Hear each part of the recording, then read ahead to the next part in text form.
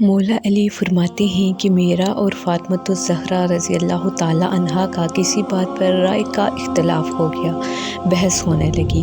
کہتے ہیں بات جب آگے بڑھی نا تو میں کسی اور غصے میں تھا تو میں نے ذرا جلال میں باتیں کر دی۔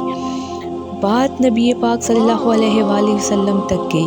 حضور اکرم صلی اللہ علیہ وآلہ وسلم تشریف لائے۔ ساری بات سن کر نبی پاک صلی اللہ علیہ وآلہ وسلم سمجھ گئے کہ آج مولا علی نے تیزی کر دی ہے۔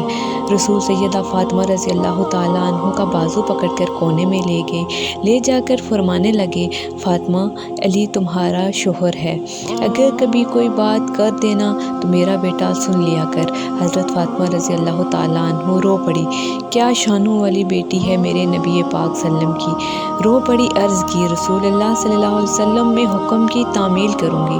مولا علی کہتے ہیں میں دور کھڑا تھا تو میرے بھی آنسو نکل آئے، میں دوڑ کے آیا، حضور کا ہاتھ پکڑ کے چوما۔ میں نے کہا، حضور فاطمہ سے کچھ نہ کہیں، علی وعدہ کرتا ہے کہ آج کے بعد آپ تک کوئی بات جائے گی ہی نہیں۔ سبحان اللہ۔